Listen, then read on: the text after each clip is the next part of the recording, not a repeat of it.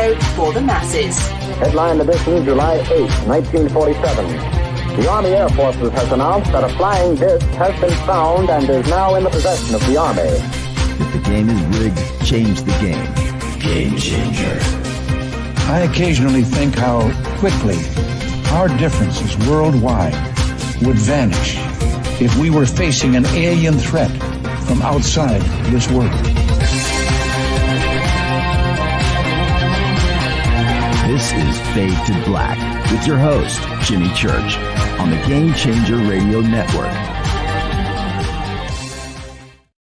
All right. Good evening, everyone. Fade to Black. How you doing? Kicking off a brand new week. It is Monday, February 19th, 2024. And in my excitement, I spilled a drop of River Moon coffee, which is very precious. I should wipe it up with my finger and lick it right now in here. It's precious stuff. Fade to Black blend River Moon coffee. You can get yours right now with a Game Changer membership. The links are below. I spilled a drop. My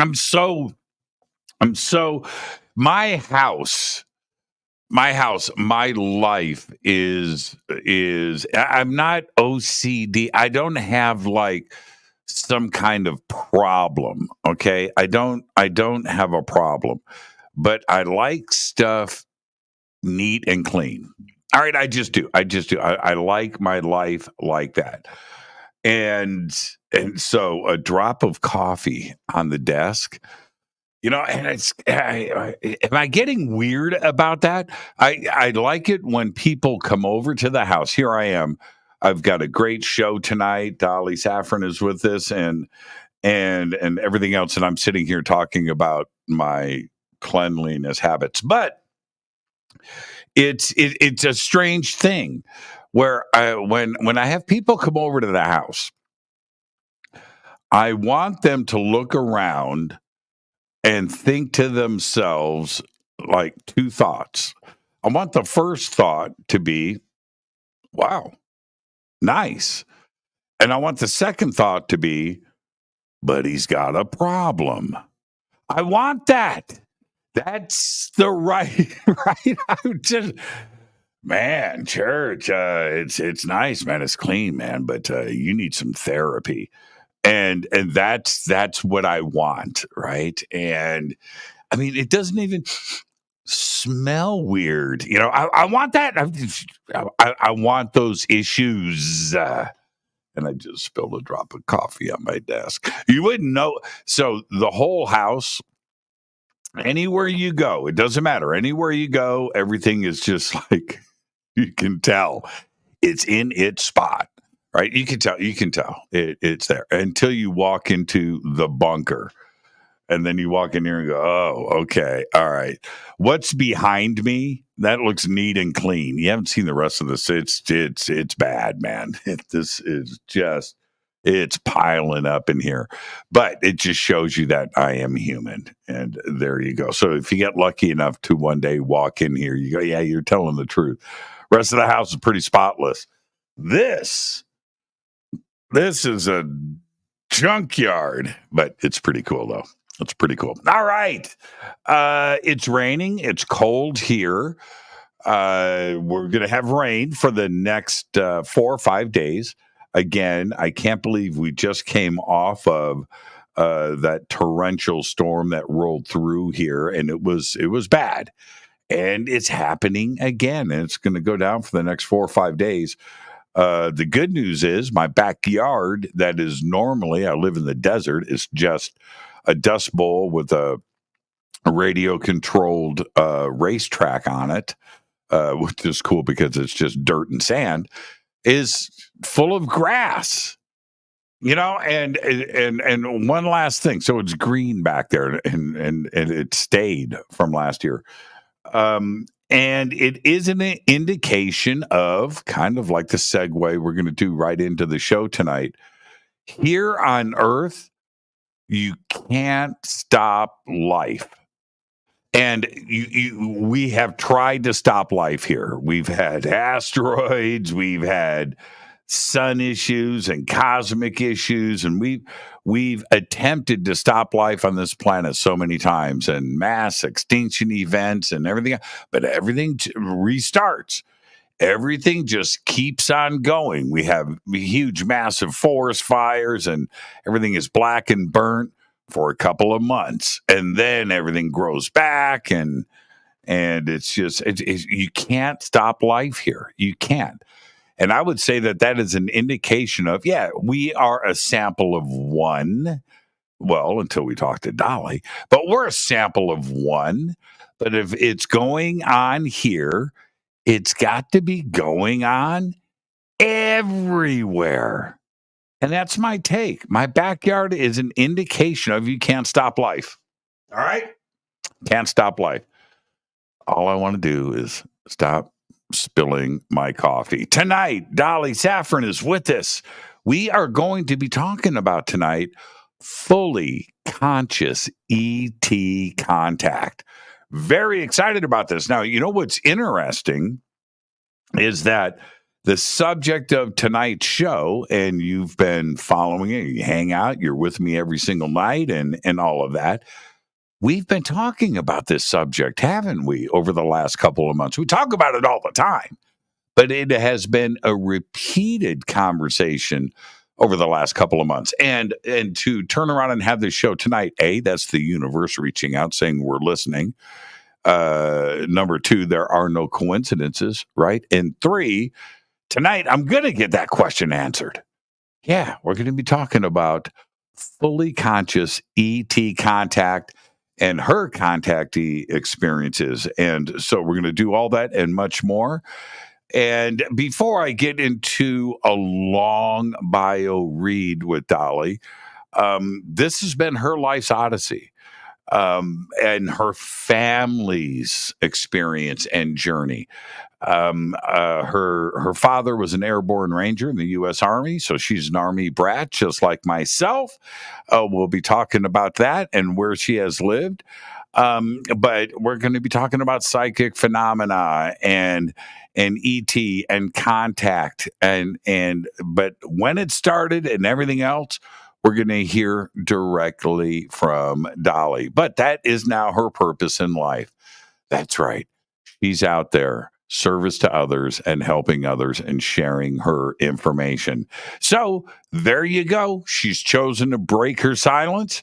And we're going to go one step further tonight on Fade to Black. And I would like to welcome for the first time Dolly Saffron. And she's right there. Dolly, good evening, young lady. How you doing? I'm wonderful. Can you see me? I can see that shirt. I can tell you that. I can see that Fade to Black shirt. And Dolly, before we get started, all right. And that's a nice. When you woke up today, you picked out that by chance, right? That you didn't make any plans. No, I planned to wear this shirt for you. Yes. Yeah. I'm very proud of it, actually. I got it in 2021 in Laughlin.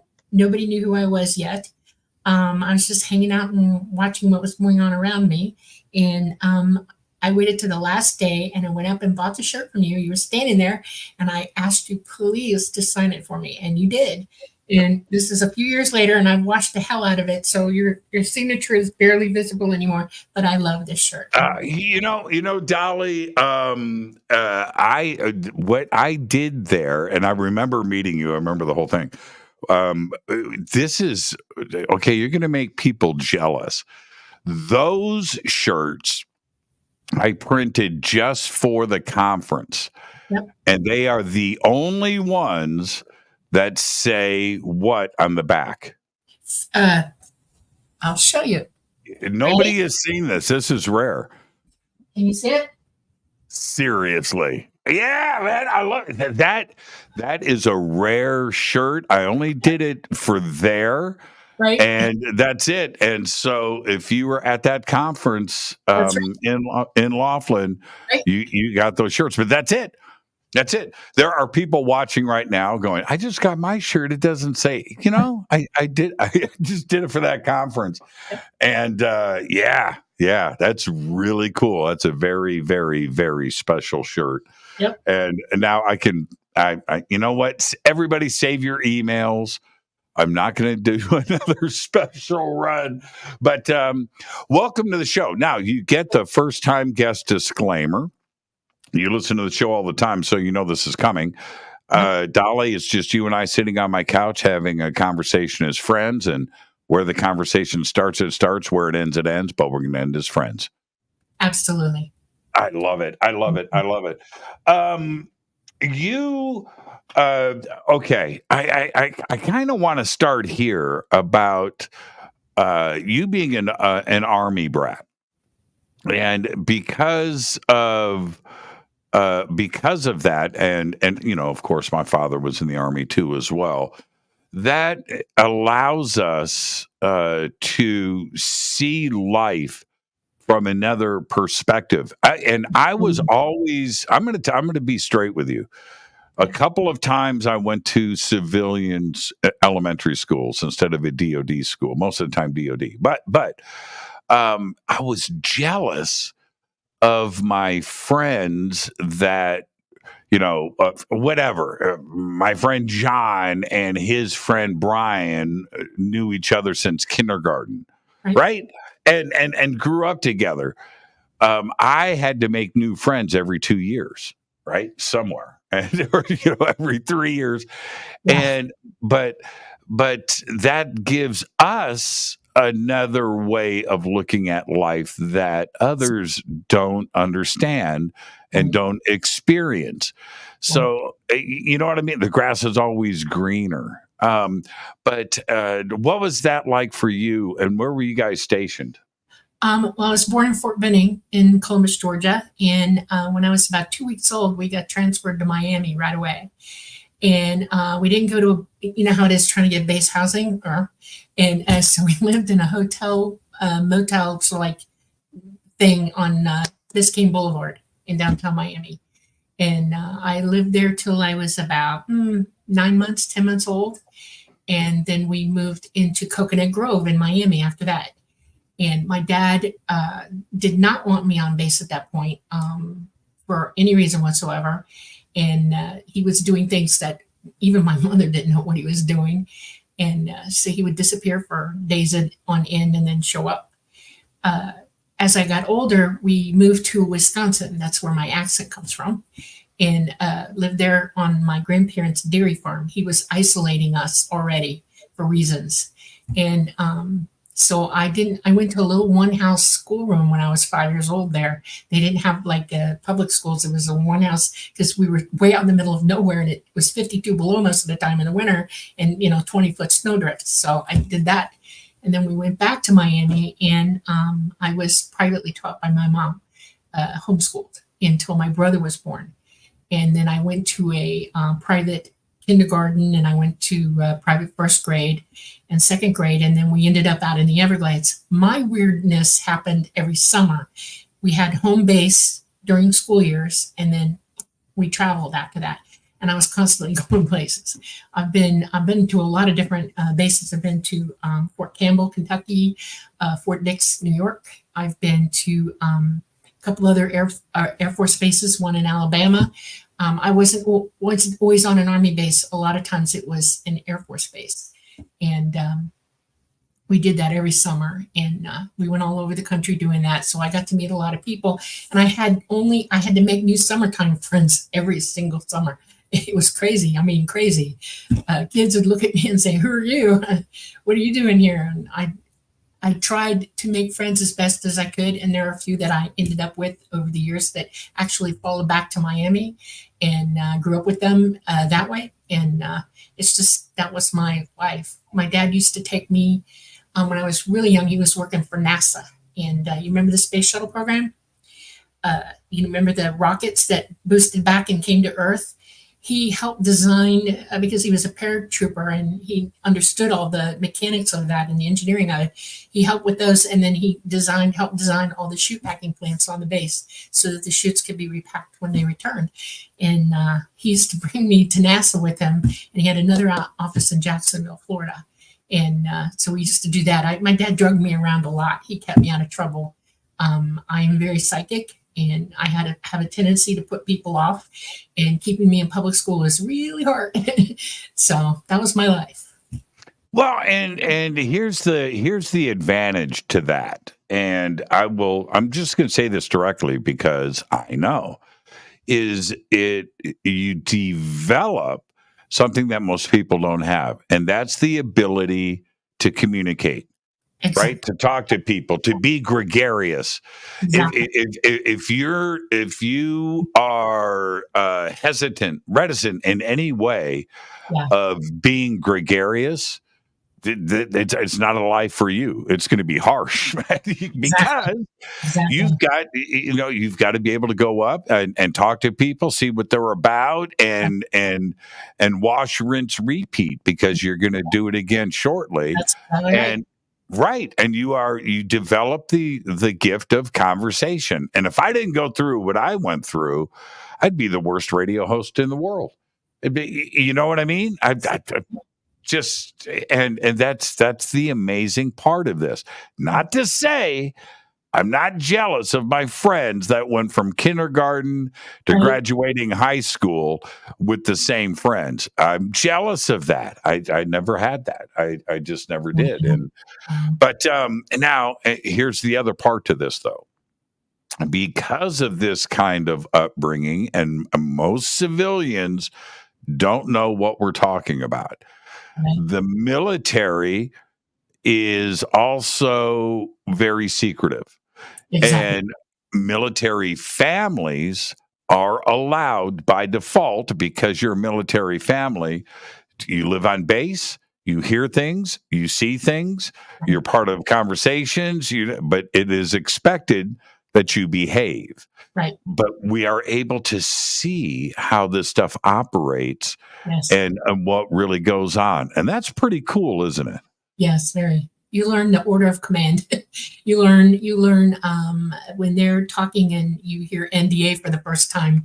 I learned that very, very young. That means shut up and no repeating this. It was a given. My father had an office in our house that was locked, no going in. And every now and then he would let me in and let me see certain things, but I was commanded no talk, keep it quiet. Right. When I had conversations with friends, I became very good at diverting conversations away from specific subjects that I wasn't allowed to talk about. That thing, and every now and then it would come back and bite me. But yeah, because you're a kid, you make mistakes, that kind of thing. But I learned to recover from it really fast. I also have a running log in my head of everything that I've ever seen or heard or understand, and I can see how things change and mute from president to president, from military commanders on down the road, and I can see a progression of tasks and things that they're doing. It's very, very compartmentalized, but when you have a broad view of it, you start adding things up and you go, oh my God, I know stuff now. And it's hard to keep that under your belt for a long time. And I isolated a little bit when I became a teenager about it. I kept my mouth shut. But now, no way.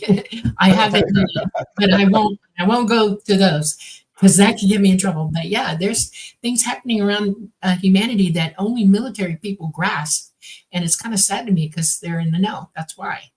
Yeah. And you have to, it's strange. And I know for a lot of people, it's hard to accept, but the military is the military. I don't like bullets. I don't like seeing war. I just don't. I don't dig it. But it's just a fact of life. Okay, and those in the military it's the riskiest thing ever.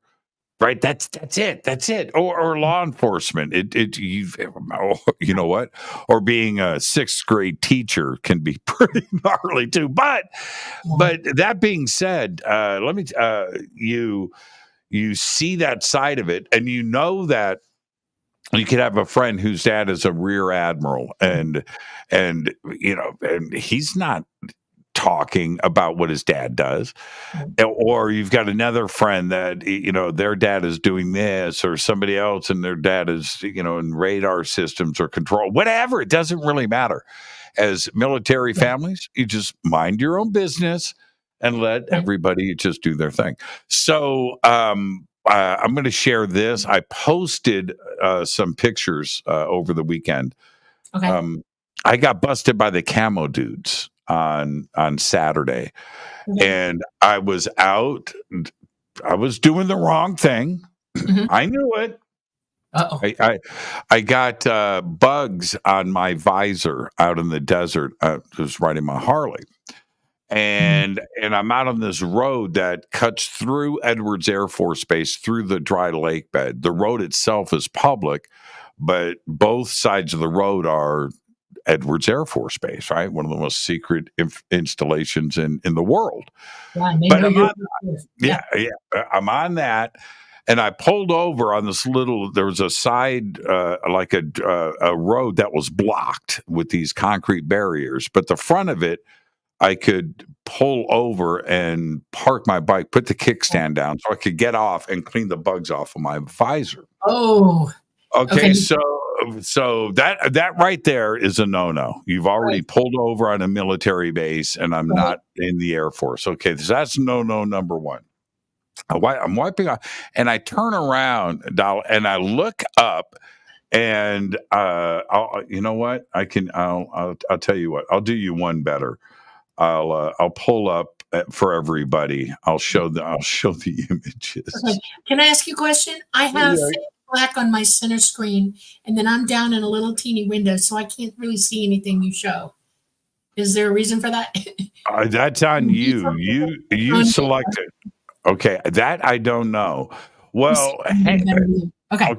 okay, Dolly, don't make things complicated. I can't answer that.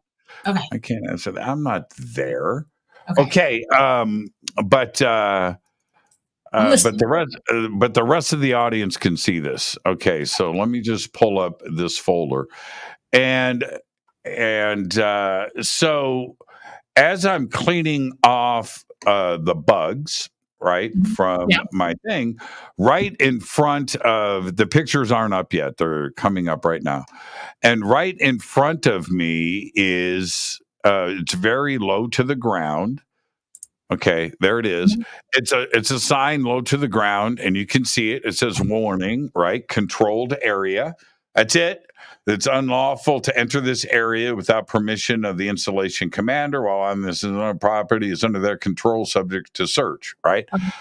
I'm taking a picture of a sign that says I'm not supposed to be there, right? Okay, so that's mistake number two. And then I turn around. My bike is literally right in front of this. So then I turn around and I take another picture of a sign I've never seen before. And it was up high, and it's this one. And it says, U.S. Air Force installation off limits to authorized personnel, right? Yeah. And violators will be prosecuted. So I take a picture of that. And back of me, it's okay. So I take a picture of that. And then as I look around, I'm alone. I'm alone in the desert. I'm alone. There's nobody there. And I'm just kind of standing there for a second, and I hear it. And I went, okay. And I just kind of look, and these guys rolled up on me, and here they are. Here they are, right there. Boom. Busted. And there's a license plate, U.S. government, right? And so I walk now. The point of me showing these pictures to everybody is I was wrong, and they were just doing their job. Okay? All right. It's really that simple. It wasn't like I'm calling foul here. No, right? No. I was on Air Force property taking pictures of signs that say no photography. Right? It's just like, yeah. It was crazy. So, and then it was serious. It was a very, very serious situation that calmed down after about 10 minutes. But the beginning of it, I know exactly. I asked him. I said, "Where were you guys?" I looked around and didn't. And they turn around. They point at this hill. Right? They go, "We were right up there, looking at you." Yeah. And I turn to, and I go, and whatever the other guy's name is, I don't want to say it on the air. He goes, "Look at this guy. He's just taking pictures." And that was it, man. What? They came down out of nowhere and caught me red-handed on Air Force property. Yeah. But that's, again, back to my point, though, is that you have to respect really what's going on. These guys, it's Edwards, and this is a public road that cuts through the Air Force base. So they patrol it. You can't pull over. You can't. That's it. That's it. You push your car out of there. That's it. You're not. Oh man. So for you, let's get straight to it. How old were you when you first made contact with ET? My first real memory, I was 10 months old, and I was laying in my crib in Biscayne Boulevard in the rental that we had. And I was just laying there, and I saw we had levelers, the metal ones, the old timey ones back in the 50s. And the light went from normal to, huge light started coming through them. And I remember staring at it and thinking, wow, and the next thing I know, I'm levitating in my own crib, and I started to freak out. And I'm thinking, what's wrong with this? As much as a 10-month-old can come up with in her head. And when I started to breach the top of the rails, I freaked and I tried to flip over, and my memory went after that. I blacked out. I never forgot it. It was so traumatic. I never forgot it. That's my first real memory of contact. My second one, before I fully woke up to everything, was I was about almost 5, and I was laying outside in the yard looking through a ficus tree and up at the sky, and I was looking at the pretty clouds, and I had just seen Mary Poppins the week before with my family, my dad, my brother, and I'm looking and I see this umbrella coming down. It was Mary Poppins' umbrella, only it didn't have the handle and the parrot on the end. It was just this umbrella, and it was slowly rotating, and I'm staring at it and I'm thinking, oh my God. And then I hear music, and I black out for a second, and then I'm aboard some craft. I think I was up in a craft, and I was sitting on a woman's lap who was not human. And I was staring at her. I was thinking, wow. And she was cool looking to me. Okay. Amazingly cool looking. And she smiled at me, she upturned her mouth, and she did not speak with a voice. She said, hi, Dolly. I'm your friend, and I'm going to help you when you're with us. And she gave me this spiel about, I want you to call me Mama. I'm related to you. And I'm 5 years old. Wait. That's crazy town. I know. Okay. It's crazy town. And I started touching her. Okay. I have no fear of anything ever. And I started touching her, and she had, have you ever felt a hairless cat? Like a Sphinx cat? They have really weird feeling skin because there's really no hair on them. And I was fascinated with her, and I was looking into her eyes, and she has a really long neck. She's very tall, and she had 4 fingers. Okay. Like this, 4 fingers. And I was counting them and thinking, wow, and I looked down at her feet, and she had nothing on her feet, and she was wearing a smock, a gingham smock. And I learned later in my lifetime, she did that to make me comfortable. They wanted her to wear something that made me feel comfortable with her. And you felt comfortable? I did. I was perfectly happy to be in her lap and let her talk to me. And she said, I greet you. And I'm like, well, okay. And she laid her forehead on my forehead. And I swear to God, she huffed me, and I was like, wow, And then I realized in that second that she did not smell human to me. Okay. She smelled different. I can tell I'm empathic and psychic as hell. And I realized, nope, not human, or what I didn't think was human. And she said, we only have a few minutes. I'm going to put you back where you were. And I'm like, no, I want to stay. No. And the next thing I know, I'm waking up in my living room on the floor behind the couch. And my mom rounded into the living room and saw me there and freaked out because I was outside. There's no way I could get in the house without her knowing about it. It's a big ranch, okay? And I could not explain it to her. I could not tell my mother at that age what just happened to me. My mom was already freaky about the fact that I'm psychic and I have abilities, okay? I drove my mother insane all the time over it. And so I just went, I crawled in. I made up something. And I developed a habit of, when they brought me back when I was really young, my mom had this desk, and it was an old-timey one, really old walnut. And it had, the part where you sit up underneath. It's like a little cave to a kid. And I would crawl in there, and I had the habit of being in there a lot. So she didn't question why I was in there. Okay. So when they brought me back, I'd just crawl in there and sit there. It was amazing to me. And I never forgot that either. That one's burned into my memory. It won't go away. Consciously burned into my memory. I started having instances once or twice a month at first where they came to get me. They would come in when I was outside, in the Everglades. It's easy to grab a kid, and they would come down, and I'd see them, and I'd see this light and an energy ribbon coming down in the light, and they'd take me up, and I'd go with them. And as soon as I got back, I wasn't traumatized or anything. I just bloody let it go. Didn't really think about it too much. I had the conscious awareness that I was doing something really strange, but it seemed normal to me, so I never really questioned it. This went on until I was about 14. Now you got to okay. Let's stop right there. Let's back up. Too many questions, so let's slow this thing down just a bit. Okay. Did you have any idea, age of 5, 6, 7, 8, that these beings and these craft were not of this earth? Did you have absolutely understood? Yeah. And how did you understand that? Because they didn't just take me on board; they would take me places. And one place in particular was there. I was with the tall grays, by the way, and they would take me to their homeworld, and it is huge. Has a lighter gravity than we do, and the plants, the flora, the fauna, everything is unbelievably big.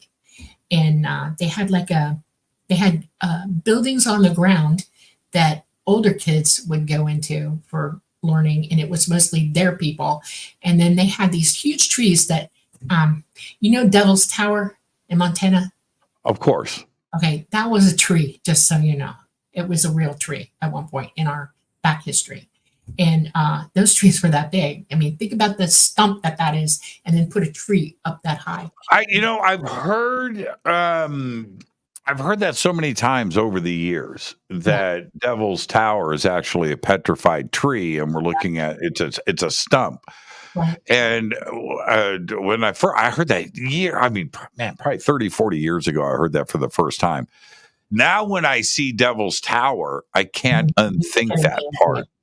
Right? It looks exactly like a tree trunk. And it's also the only, there's other things around the world that kind of look like it. Yeah. Right? But there isn't. Yeah. It's very unique. They found one that went down, and when it landed on the ground, it was covered by everything, and it petrified like Devil's Tower, only not more completely.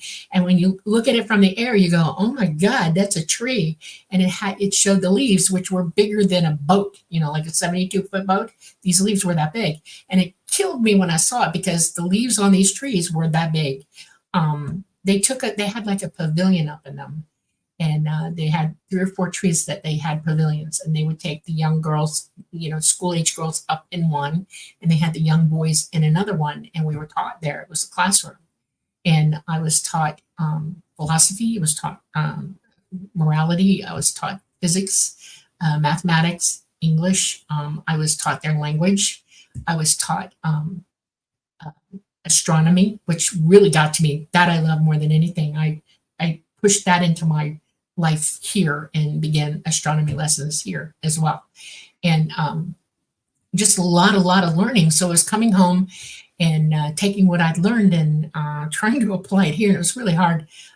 In elementary school, I went to an elementary school that was way out near Miccosukee Indian Village out in the Everglades. And there weren't that many of us. And I drove my teachers insane because I couldn't shut up. I already knew all this stuff. This was boring to me, very boring. And they all had a powwow and they decided to just send her to the library and let her read. Okay. And that's basically what I did all the way through elementary school. I just went to the library every day. And I passed all my tests and I stayed out of their hair, literally out of their hair. I tried to be more involved in middle school, okay?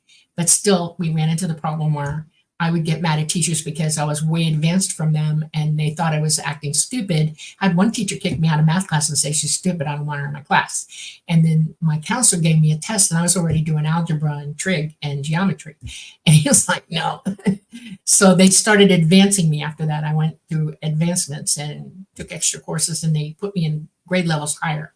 And then when I got to high school, I went to a high school that was geared for college advancement. In other words, it was a college preparatory school and you had to maintain a grade average. And then half a day you went to school and the other half of the day you went to college. I went to Miami-Dade Junior College halfway through high school. And I had a simultaneous graduation. I graduated high school and I got my associate's degree at the same time at the college. That's where we got our graduation. So I was driving everybody crazy because I already knew all this stuff. Kids were like, Jesus, I had teachers get mad at me for knowing so much. And so I shut up. This is one of those things where you just go, you know? Yeah, right. I had a very small group of friends. And then I didn't hang around with them too much. They used to get mad at me for that and drag me places and make me do stuff with them. And I was reticent, you know? But yeah, that was my life. That's what was happening. How often were these, let's go before 14, because 14 is a year that I want to focus on here in just a bit. Right. But before that, how frequent were these contact happening? They became more frequent the older I got. It went from 1 or 2 a month to 4 a month. And then when I was 12, it amped. I was going 2 or 3 times a week and coming home. And I started to get tired of it. Because I was just tired, you know, and I had too much going on in my life at that point. You know, you're going through puberty and your brain's freaking out, and I just wanted a break. And so they gave me one. I mean, I was adamant, leave me alone. And they left me alone for about, 2 months. And then it came back where they were bringing me up again. And I just went with it after that. I had a... Okay. Stop. I love this, but I've got too many questions. Okay, so when these trips, let's call them trips, would happen, you were leaving and going to their homeworld every time? No, not every time. Sometimes I was just aboard a craft. And okay. See other things. I got to meet different people. I got to see different places. I was taken into the Delphi system really young. That was cool. It's behind the Pleiades. If you look in a straight line at the Pleiades behind, because ascension and declination and how we rotate through the universe, the Delphi system is back there. And it was a water world, mostly water. And I got to do I was doing scientific things at that age. I was learning how to do grids in the water and count animals, you know, count plants, identify things. And I was doing that. It was like a class for me, like ecology. And there was a little girl there. Her name was Micha. And she looked just like she was Polynesian. They all look Polynesian there. Okay. And I loved that place. It was like being on vacation when I went there. I was like, yes. And they had people who lived in the water. They were water beings. And they weren't like mermaids. They had arms and legs, but they had webbed hands and feet and finning on their skin to, you know, and they were much broader in the, you know, chest and the shoulders. And they breathed there, but they lived in the water. and they could come out when they want to, but they didn't stay out very long. Extremely intelligent, very old people. And that was one of my first, I love this place, want to keep coming back. I've been to a couple other places. Well, okay. We'll get to that. Okay. My question is, because of the distances, I'm not concerned about the distances, but going and coming back, you have some relativity issues. You have some time issues about how time is passing on Earth versus what's happening to you while you are away and gone and coming back. How was that overcome? How was the travel happening where you didn't have a time dilation or a local time issue? All right. We live in the third dimension here. It's gravity heavy. We're solid. We perceive ourselves as solid. We're pure light. But our molecules are so close together, our protons, that we can't see that. We can't see in between them all here. ET doesn't get to us in conventional space-time in the third dimension. They go through a dimensional gate.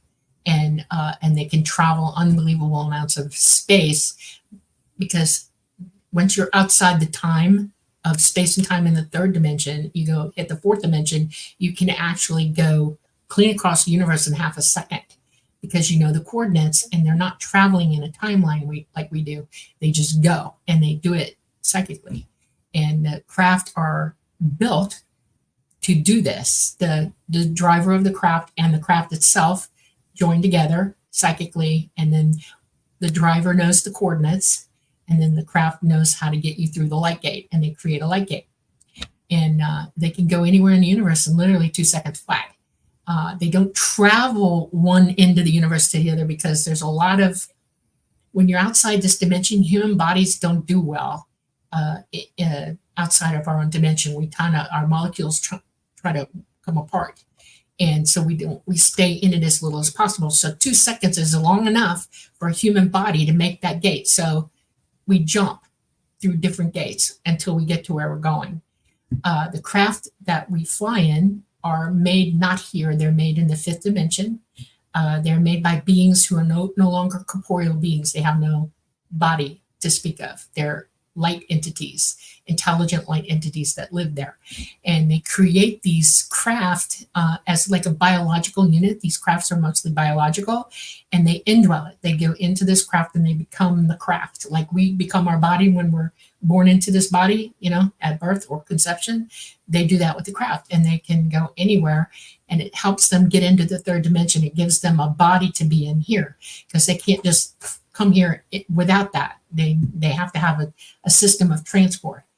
The beings that are across our universe, the grays, are not that advanced. They're not as advanced as the fifth dimensional beings, but at some point in their evolution, thousands and thousands, we're talking millions, even eons, were noticed by them and realized that they were ready to be brought into that fold, that educational system that they have, and that way of living. And they taught them how to use the craft.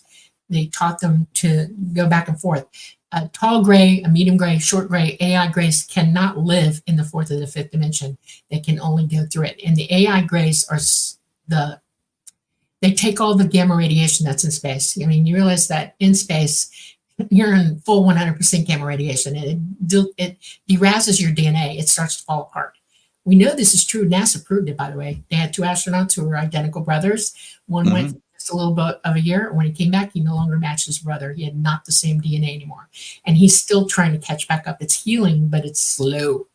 That's serious. And you can't live in space for great periods of time. We're pushing it at a year on the lab, Skylab or the ISS. That's why going to the moon is so precarious. And that's why, and I hate to tell people this, nobody's going to Mars. They all talk about it, but that's BS. It cannot happen. Mars is a dead cord planet. It has no magnetosphere whatsoever.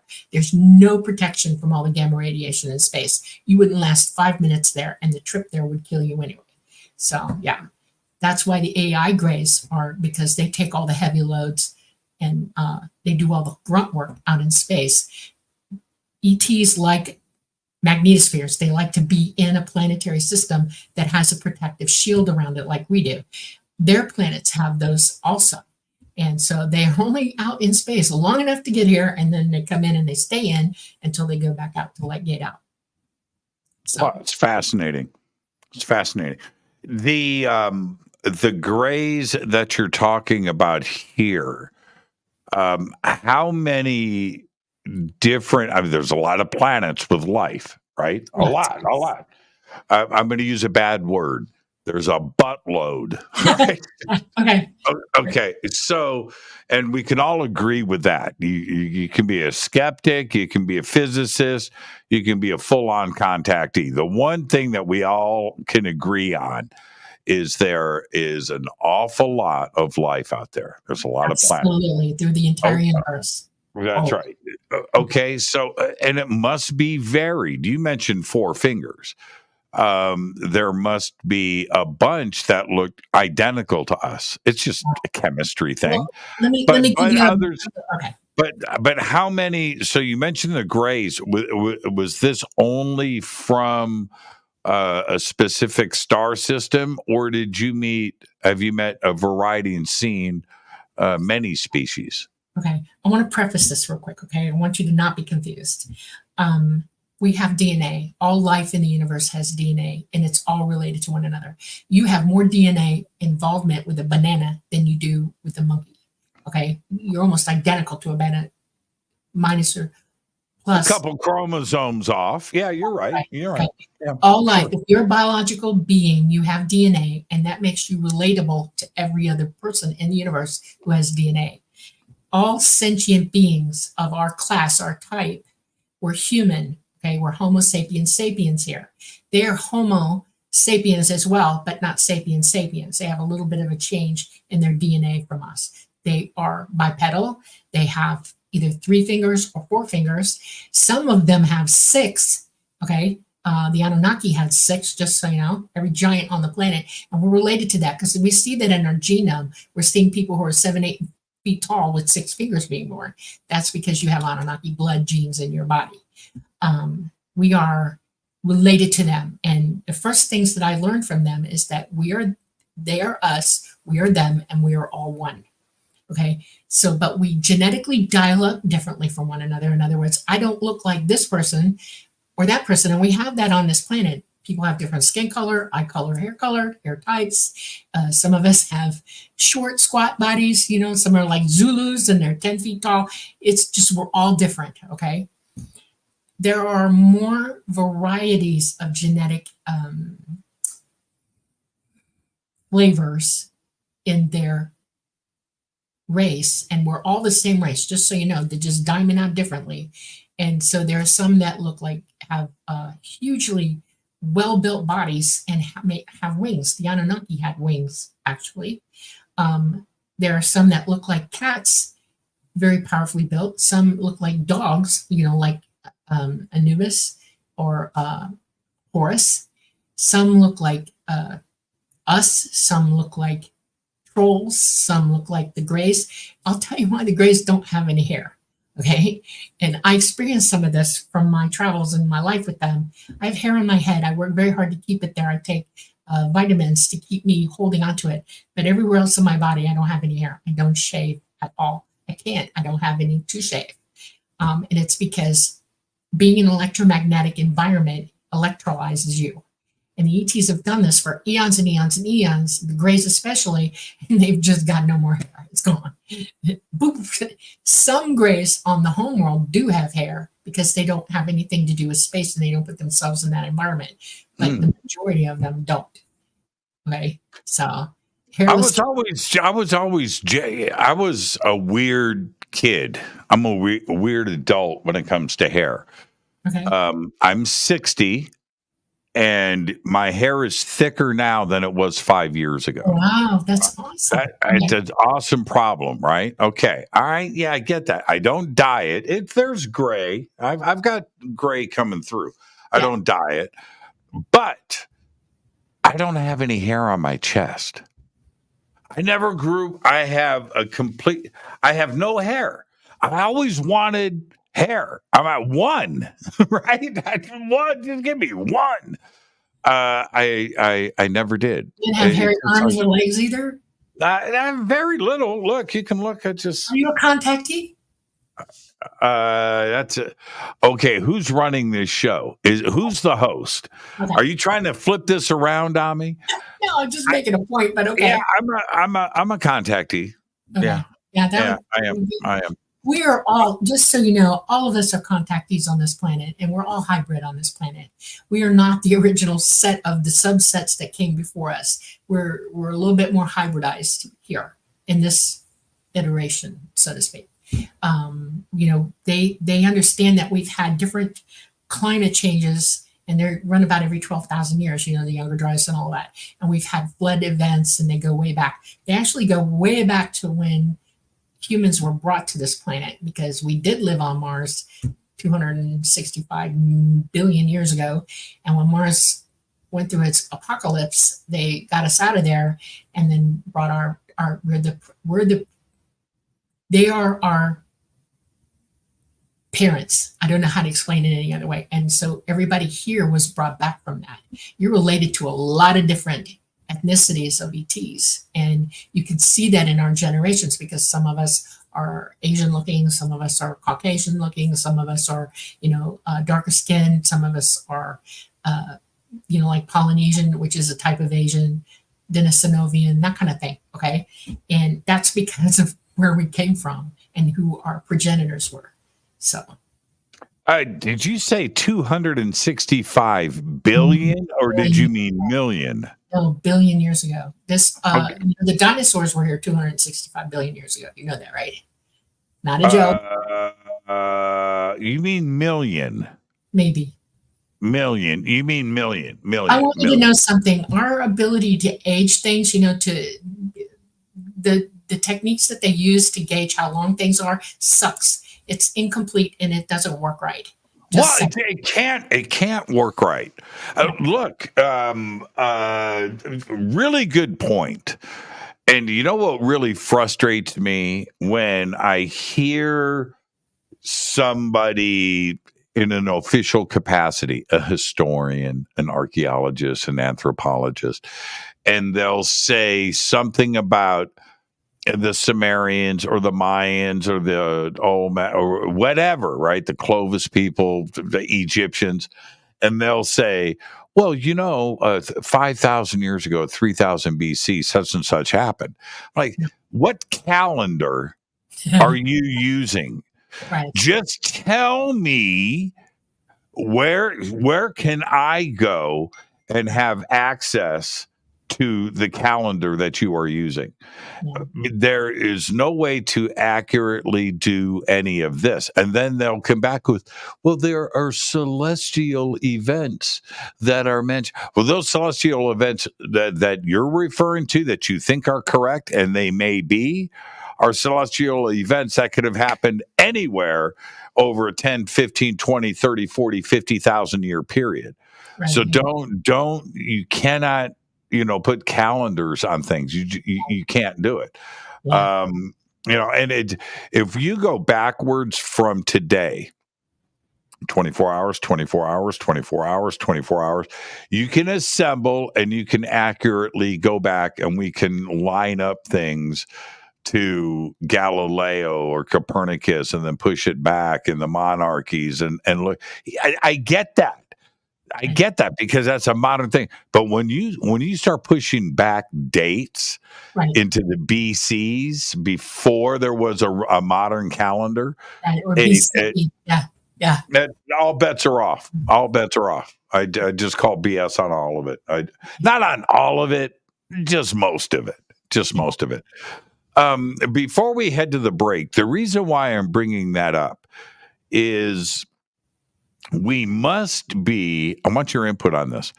We must be visited on this planet by thousands of different races from different planets, so tens of thousands. Yes, absolutely. Right? Yeah. Mm-hmm. Right? Over the years, yep. Yeah, it has to be that way. And so you've mentioned you went to a few different planets. Yeah. more than I'll talk about. But yeah, I've had a whole lifetime of experiences with this. I've seen. I will tell you something. What you consider to be a reptilian those are from here. They were here with the dinosaurs. This is their planet, and we're kind of usurpers to them. They are sentient beings, and they've avoided the hell out of us. And ET has kind of lifted them off and brought them back forth, watching over them and taking care of them like they do us. And people are terrified of them, and I don't know why, because they're not going to. I mean, I met one in the Everglades once. I used to go out and dig up Indian burial mounds, and I was out on a canoe once, and I was camping out on this Indian mound and getting ready to go, and I felt him behind me, heard him in my head, and I slowly turned, and there he was standing there, towering over me, looking me dead in the face. And I thought, oh crap, I am not afraid, but there are instances in your life where you see that and you go, no. And I booked, and I went straight for my canoe, jumped in the water with it, didn't even try to get in it, and just went as fast and far as I could. I left all my gear, everything, did not go back for 2 months. And because I was terrified of this guy at first. I was like, no, this is way, way out of my book of what the hell is that? And it took ET, my main contact, to explain it to me. He said, this is a being from where you are, and it's just out, hunting around for something to eat. And I could hear its head saying, hunger, hunger, I'm hungry. I didn't realize it wouldn't eat me. And it didn't. It could have overtaken me at any time. It could have followed me into the water and taken me out, but it didn't. It just watched me go. And so I have a deep, deep respect for these beings, and I've never seen another one since. And I don't know how I would react if I saw another one. But they are from here. They are not from space, not outside our constellation. It's here. And now you mentioned them speaking to you. Was there ever speaking with the mouth, with vocal cords, or was it always telepathy? It took the Greys a long time to open their mouth in front of me. They are carnivores. They eat meat, and they have wicked teeth in their mouths. And so they keep them shut in front of everybody because they don't want you to be afraid of them. When I finally got to see the teeth, I was like, whoa, very sharp. Wait. What they look like? They have needle teeth, and they have way more teeth than we do. In that little teeny mouth, they got a mouthful of needle teeth, okay? And they eat meat. They're carnivores. They'll drink different things like fruit juice sometimes, but they're 100% carnivores. They eat mostly fish. They're fish eaters, big time fish eaters. They don't eat red meat as much as they eat chicken. And chickens, they brought chickens here. If you wonder where chickens came from, who came first, the chicken or the egg? He brought the chickens. They are from there. Wow, interesting. So kind of like Gollum, Smeagol, right? From Lord of the Rings. Yeah, fresh raw meat. Mama would eat with me sometimes, and she'd have like a bowl of chunks of meat. And I would always ask her, where is that from? Where did you get that? And she'd say, we bring it with us. I don't eat anything from this planet. I wouldn't dare because it's poisonous to us. And I was like, poisonous? What do you mean? And she said, it's tainted. It's toxic. You all eat toxic food. And they would not put it in their mouths. Not even fish. They could eat fish. It's toxic to them, but not toxic to us. Right. We're used to the chemicals in our food. They are not. It would hurt them terribly. It's kind of like curry from India. Maybe. I had to throw that in there. Let's take our here. Even on our own planet, there's things that are toxic to us that is straight here. Yeah. And I've often thought about if I did go to another planet, and I used to talk about this a lot. I kind of wore it in the ground, but I love food. Okay, I just do. I'm a foodie. I love to cook it. I love to eat it. There's very few things that I don't eat. Like, I don't do Brussels sprouts. But anyway, I'm just kind of cracking a joke here. But if I were to have the opportunity to go to and stay, you know what would make up my mind? I would love the experience, but what about the food? That's my concern. Right? I eat their food when I'm with them. They give me mostly chicken and fish, but I've eaten other things that they have. They have these it's a type of, you know how we have avocados. Avocado is almost pure protein, but it's a plant-based, but it's protein. Okay. And it's very good for humans to eat.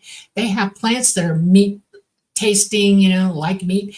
We have jackfruit here too. It's like a fruit, but you can cook it to make it taste like meat. And they have stuff like that too. And they'll eat it every now and then. So they would give me things like that. They have a type of grain or oat that I would eat. And they gave me fresh water all the time. And I was not allowed to bring my own food aboard ever. No, not allowed. Really? So you couldn't? I couldn't sneak in. Nope. Capri Sun? Could you take a Capri Sun with you? No, not at all. What?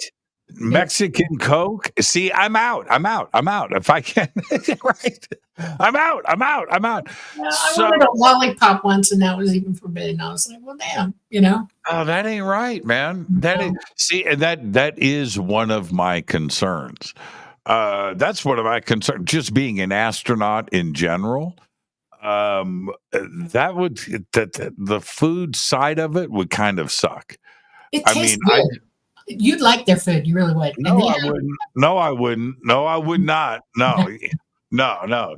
You heard. I can't say who or what or when. I won't do that, and Dolly's not going to. But before the show today, she saw me speaking with somebody, making dinner reservations. Okay. And these dinner reservations, and Dolly knows the who, the what, and the where, and the when. This is a very exclusive Italian restaurant. Okay. Very tough to get a seat in. But that's what I do. So there's that, you know what I mean? And I'm picky.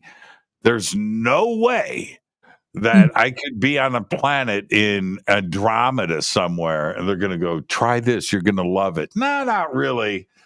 I'll stick to whatever, but I'm not going to do that. I'm not. That's okay. Well, can you imagine if I have a problem with Brussels sprouts?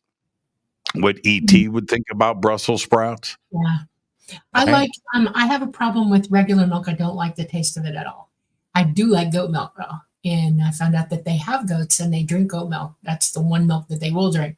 And so I'm with them. I get all the goat milk I want. And so that's pretty cool. And it tastes just like here. I mean, it's the same thing. But They are germaphobes, big time. When you come on board, you're decontaminated. You're put under. Have to be. Yeah, have to be. Yeah. They would definitely decontaminate me for sure. I mean, probably twice. You have stuff going on that they just don't want. And yeah, the problem with goat milk for me, you can't dunk Oreos in them. Okay, that's the problem. You got to be able to dunk. And if it doesn't enhance the flavor of an Oreo, oh my gosh, which goat milk does not. I don't think goat milk enhances the flavor of anything. No, it's very plain. Feta cheese is even just as funny that way. Most people won't eat feta cheese either, and I just grew up. Oh, you know what? As I said that, that popped in my head. You're wrong, man. Feta cheese is great on anything. Right? Like it on sun-dried tomatoes. That's my favorite. Yeah. So good. Dolly, let's take our break. Our guest tonight, Dolly Saffron, is with us. We are talking about fully conscious ET contact. All that and much more. We'll be right back.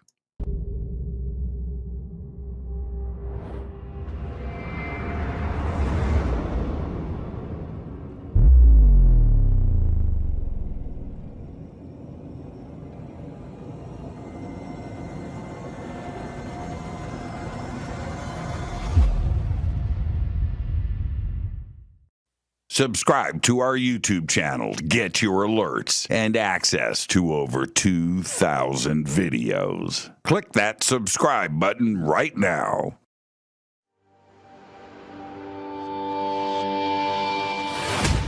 My job is not to preach. My job is to take you on this journey. In a state of passion, nothing negative can happen. That it's the moons of those planets that would have life. Sometimes I see, these energies also in your field. is our passion and our pleasure. Go to jimmychurchradio.com and get the Fade to Black official podcast. 2,000 episodes, all of them commercial free for just $2 a month.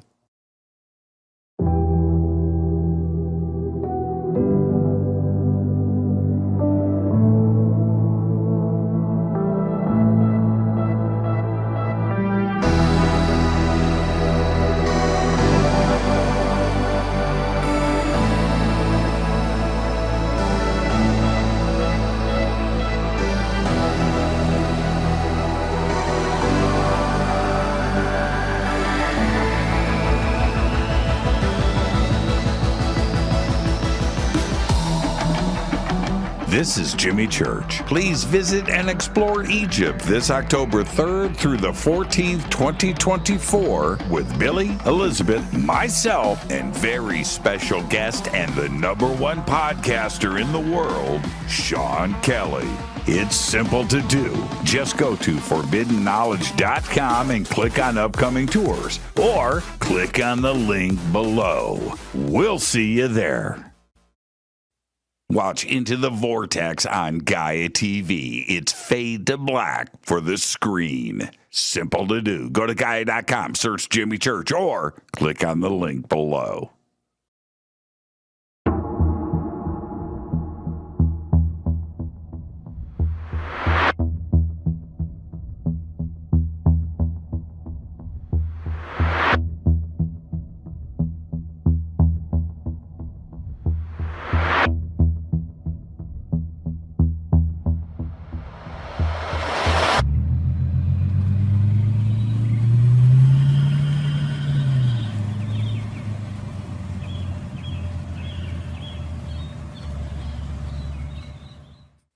Follow Fade to Black on Twitter at JChurchRadio. Get all of the show updates every single day.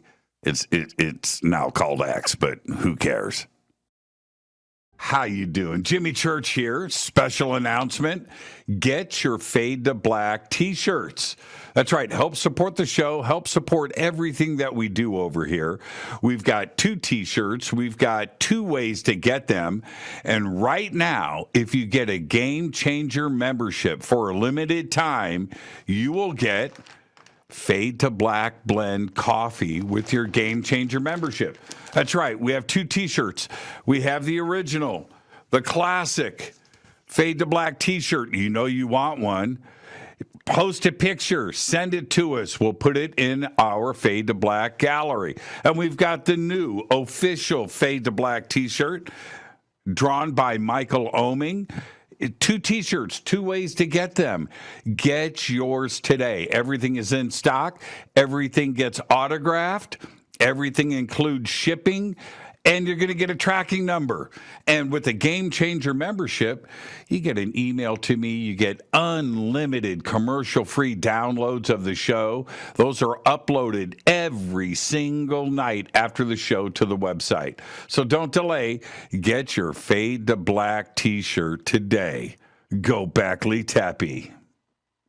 Go to jimmychurchradio.com and become a Fadernaut. Get a membership. That's right. Everything is commercial free. You have access to downloads, and you get to call yourself a Fadernaut. River Moon Coffee, makers of the Fade to Black blend. Truly the best coffee on planet Earth. Just visit rivermoonwellness.com or their Amazon store. It's all simple to do. You can check out the Fade to Black blend, the Game Changer blend, or any of their Black Moon Wellness products. It's the only coffee I drink. It is the best, and it's Doc. Again, rivermoonwellness.com.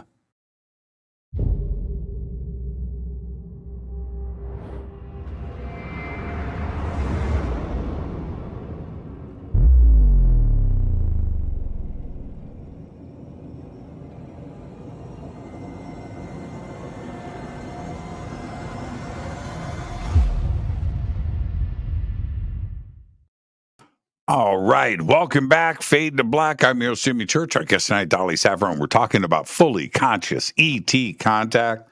Hang on. It's called a cough button. That's right. You didn't have to hear that. I did. I cough. That's where Fade to Black Blend Coffee comes in. Yeah. All right. Dolly, you mentioned earlier that eventually the Greys did speak. Yes. When I was being educated by them, sometimes psychic ability and psychic communication is rapid. You could download whole concepts in one thought. And it's a lot to get used to. And as I got older, I had about 50 questions sometimes, and the only way I could assimilate them is to hear one answer at the time. So they would speak to me at that point. And one of the reasons they wanted me to learn their languages was easier for them to communicate in their own language. So I learned it for that reason, so I could figure out what the heck they meant. Wait. Oh, okay. Did they speak in English? Yeah, they can. They can speak when you speak psychically. Whatever language your physical brain is used to hearing, psychically, it'll interpret whatever the other person is sending you. In other words, we all speak the same psychic language without realizing it. Sure. It doesn't matter what your physical language is; your psychic language is all the same. But it's rapid fire. I mean, rapid fire. They can overcome you if you're not used to it. But when they spoke with their mouths, they spoke English? Not really. Like, I'm going to give you two words. I'm allowed to teach this. I, at, you, ut. Whenever I'm flying, the last thing I say to everybody on we call it it's the place of movement, okay? And my last words are them, I'm ready. And it's atriar. At, riar is ready. And it sounds very much like like a Middle Eastern language, but it's not. There's some elements of Hebrew in it a little bit, and other languages of the Middle East, and some other root languages like Latin in their language. You can hear it when they're speaking it. You go, oh, wow. I speak Swedish, pratar svenska. Learned first language, Swedish. English is my second language, and then I learned Spanish living in Florida all those years. It's like, you have to. Yo soy la señora Safran, me llamo Dorotea, Dorothy, my real name, Dolly, my nickname, that kind of thing. So I have language ability to begin with. I was taught very young. I can even do a little Polish, and I understand a lot of Russian and Gaelic, because I sang in Gaelic when I was younger. So I didn't think about language being so isolating until I got older and heard everybody else talking about it. So when they talked to me, I was hearing multiple languages come out of their mouth just so they could make me understand from my perspective what I wanted to understand. And they're capable of that. They can speak every language on this planet and everywhere else, just about there. When you're psychic, you hear it, you learn it almost overnight. It's like, you've got it, it's a part of the benefits of being wide open psychic. You also learn that you can't lie to people who are psychic. Tell me a lie, go ahead, I dare you. I can hear it. It makes their society much different than it is, which we experience. There's no division between all these people, hate, there's no anything. They don't have governments. They have what I call consensus. Whitley put communion, and that's real close. Consensus communion, it's how they operate. Everybody hears everybody else clean across the universe, and they're in touch with one another because of that, and they're used to it. That's just who they are. And they're hoping that we catch up with that. We have the ability to do this, but we have been coached away from it. We've had our cultures bombarded with fear. We've had our cultures bombarded with things that mess with our pineal glands. We have too much going on at the same time. It's crazy here, and you're also walked away from being psychic very young. Your parents tell me, "Oh, you're crazy," there's something wrong with you, that kind of thing. I lived it, I know. And it's sad to me because we should all be operating wide open psychic right now. We're not. And ET knows this. And one of their messages to humanity is wake up. You need to start learning how to do this. And to do that, there are certain things you have to do to help yourself make it happen, especially because you're learning it older. Let your children be psychic. Start with them, and then you work with it too and play games with them. And, quit eating toxic things like fluoride, bad for your pineal gland. It calcifies it. Things like that, Well, would it be, I suppose, that we could grow and evolve into honesty? But right now, if we could read each other's minds, and it could be anything like, Yeah. man, this movie is great. And the person you're with says, yeah, it is. And then you read their mind and they, no, this movie actually sucks. And Yeah. you're really dumb if you think you enjoy it. And you read somebody and you're like, is that what you really think about the movie and me? Right. Well, if we could evolve past that, where you would answer the question honestly out of your mouth, no, actually, this movie kind of sucks. And you're kind of, Yeah, when it opens a dialogue, that's the point. You reach consensus with one another. Your opinion Right. matters to me, and I want to hear what you're saying. Tell me your truth. And they do. Right. One of the things that we have wrong here, Jimmy, is that we're mechanizing everything. Okay, they want to plant chips in your brain, and they have computers that they've back engineered to be psychic, but they can't be as psychic as ET can. So now they're going to use chips to make that happen. It frightens me what AI is doing here because it's running us. It's not allowing us to be free, autonomous beings. It's making us soldiers in its army. And that's the real fear I have for humanity here, because this is bad and it's out of control already. Elon Musk was not joking around. He was like, let's stop it now before it gets out of control. You can't politicize this. You can't do laws to stop it, because we all know if you can hack a system, you can hack this as well. And we're going the wrong way. Which takes me into another direction really quick. Okay. But I'm going to make this comment. That's why I like a good stand-up comic. A good stand-up comic is just being honest. Exactly. Right? Yes. Right? And people appreciate authenticity.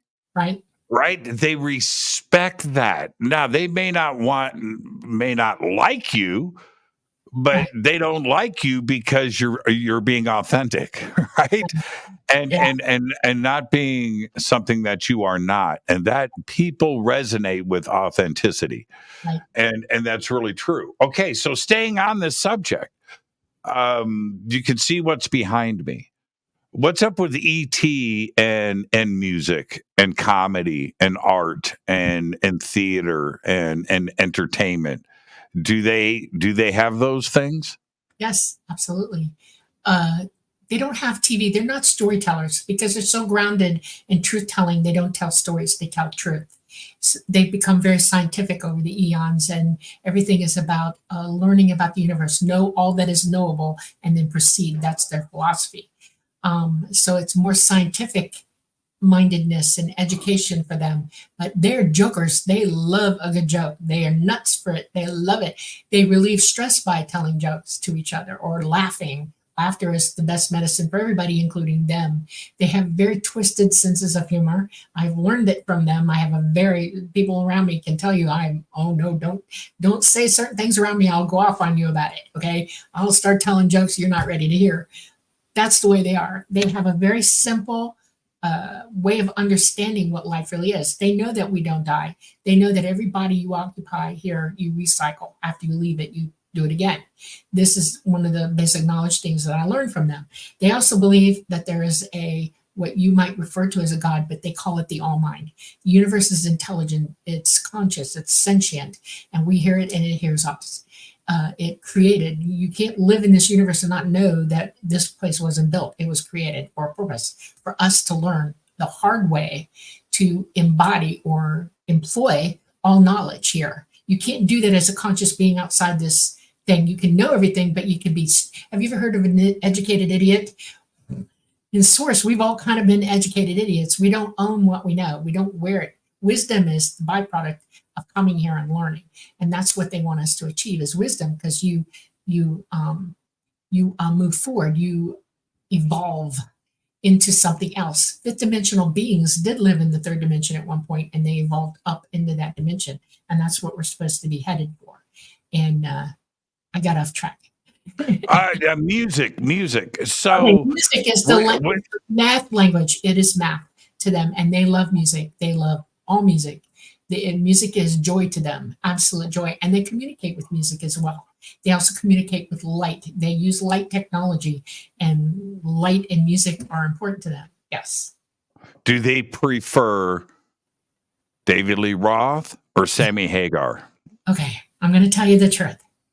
I fly, and when I fly, I listen to music when I fly. It helps me to relax and concentrate. I'd have ulcers right now from that alone. Right. Okay. Sure. So I get on board, and the first thing Talata does is he starts playing my mix. Okay, what I like. I like everything from classical all the way up to. My stepdaughter did this to me. I like rap, certain rap, not all of it. If it's violent, I won't listen to it. But some rap is really damn good. Okay, I like rock and roll. I love heavy metal. Oh my God, I love heavy metal. I like Celtic music. I don't have a voice anymore. I had cancer of the thyroid. Go figure, wonder why. And it hit my vocal nerve into my vocal box, and it took me a long time to even learn to talk again. And but I used to be a mezzo soprano, and I used to sing professional choirs, and I would sing with little bands and stuff like that. And I loved it. I really loved it. And if I didn't have anything to do with ET, I probably would have gone that direction. I love music. I love music. I play the guitar, the dulcimer. I play the mandolin. I can play flutes, recorders, harmonica, all of that stuff. And it's because you can't be a thinker or educated and not love music. Music sets the stage for your brain to learn. And that's why they used to tell pregnant mothers, listen to music all the time. Pre-batch your baby's brain for this. Mathematics is all music, all of it. And anybody who discourages children from music, I don't agree with them at all. And but you didn't answer the question. Okay. I love everything. No. Do they prefer David Lee Roth or Sammy Hagar? Oh my God. You want to know something? I know the politics of this. They know what David Lee Roth did. And I love Sammy Hagar, and I've never heard them discount me for that. I prefer Sammy Hagar. Really? Yes. Yeah. Do you really? Sorry. But I love the debate. Here, okay, let's get back to E.T. But Sammy did some great things with Van Halen, especially the first record, 5150, after the first record after David. Yeah, that record. Right. And if you the parts about Sammy, he talks about his ET experience and his download and all of that. Go and read the words to Love Comes Walking In. That's a song about ET contact. Yep. Read the words. The words. And when it's phantasmagorical, I know something. I talk about it. It's in the book Symmetry.